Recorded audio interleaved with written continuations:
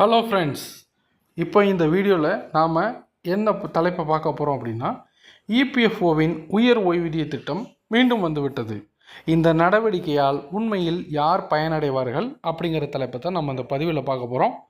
நீங்கள் நம்ம சேனலுக்கு இப்போ தான் புதுசாக வரீங்கன்னா சேனலை சப்ஸ்கிரைப் பண்ணிக்கோங்க, கூடவே பெல் ஐக்கானையும் ப்ரெஸ் பண்ணுங்கள். வாங்க நம்ம இப்போ வீடியோக்குள்ளே போகலாம். ஊழியர் வருங்கால வைப்பு நிதி அமைப்பு ஓய்வூதிய பங்களிப்புகளை முழு சம்பளத்துடன் இணைக்கும் முந்தைய விருப்பத்தை மீட்டெடுத்துள்ளது. இது ஒரு குறிப்பிட்ட பிரிவு சந்தாதாரர்களுக்கு நிவாரணம் அளிக்கிறது. இருப்பினும் இந்த நடவடிக்கை முன்னர் அதிக ஓய்வூதிய பங்களிப்புகளை தேர்ந்தெடுத்த ஊழியர்களுக்கு மட்டுமே பயனளிக்கும். டிஓஇ அறிக்கைப்படி 2014ஆம் ஆண்டில் ஓய்வூதிய சம்பளம் வரம்புக்குட்படுத்தப்பட்ட பின்னர் நீண்ட காலமாக நிலவிய குழப்பத்தை தொடர்ந்து இந்த முடிவு எடுக்கப்பட்டுள்ளது. இபிஎஃப்ஓ ஓய்வூதிய உச்சவரம்பு 2014இல் அறிமுகப்படுத்தப்பட்டது. 2014ஆம் ஆண்டில் மத்திய அரசு குறைந்தபட்ச மாதாந்திர ஓய்வூதியத்தை ரூபாய் 1000ஆக நிர்ணயித்தது.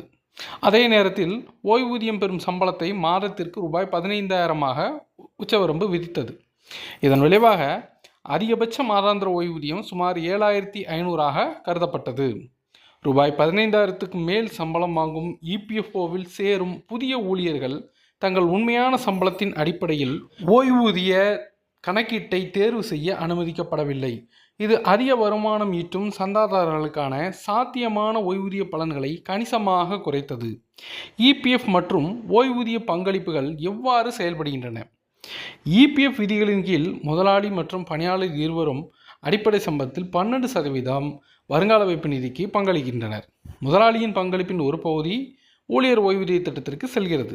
பெரும்பாலான சந்தர்ப்பங்களில் முதலாளிகள் பணியாளரின் முழு சம்பளத்தை விட சட்டப்பூர்வ ஊதிய உச்சவரம்பின் அடிப்படையில் பிஎஃப் பங்களிப்புகளை கணக்கிடுகிறார்கள்.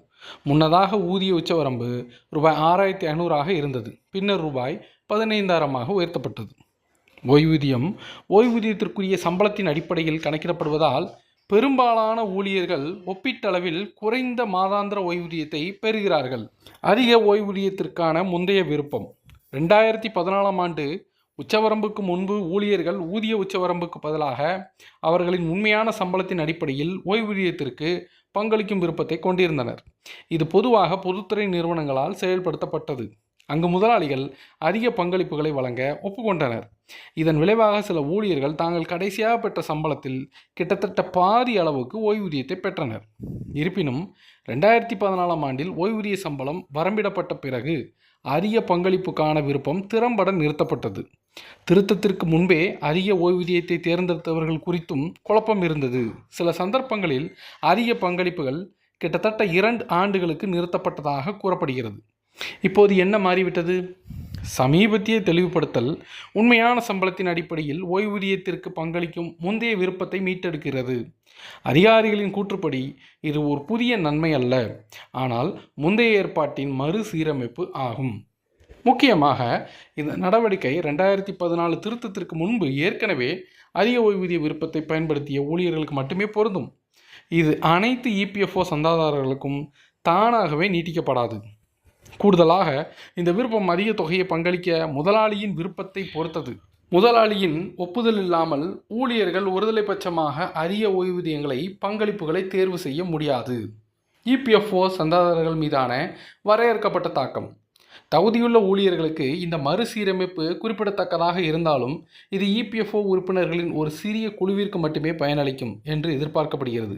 முதன்மையாக ஒழுங்கமைக்கப்பட்ட துறைகள் அல்லது முன்னர் அதிக பங்களிப்புகளை தேர்ந்தெடுத்த பொதுத்துறை நிறுவனங்களில் உள்ளவர்கள். பெரும்பாலான தனியார் துறை ஊழியர்களுக்கு பிஎஃப் பங்களிப்புகள் ஊதிய உச்சவரம்புக்குள் மட்டுமே இருக்கும் நிலையில் ஓய்வூதிய கொடுப்பனவுகள் தொடர்ந்து மிதமானதாகவே இருக்கும். முக்கிய சிறப்பம்சங்கள்: 2014 முதல் இபிஎஃப்ஓ ஓய்வூதிய சம்பளம் ரூபாய் 15,000ஆக உச்சவரம்பு. முந்தைய விருப்பம் உண்மையான சம்பளத்தின் அடிப்படையில் ஓய்வூதியத்தை அனுமதித்தது. ஊதிய உச்சவரம்பு அறிமுகப்படுத்தப்பட்ட பிறகு விருப்பம் நிறுத்தப்பட்டது. சமீபத்திய தெளிவுபடுத்துதல் அதிக ஓய்வூதிய விருப்பத்தை மீட்டெடுக்கிறது. முன்னதாக தேர்வு செய்த ஊழியர்களுக்கு மட்டுமே சலுகைகள் வழங்கப்படும். ஸோ இந்த வீடியோவை எல்லாருக்கும் ஷேர் பண்ணுங்கள். அடுத்த வீடியோவில் சந்திப்போம். நன்றி, வணக்கம்.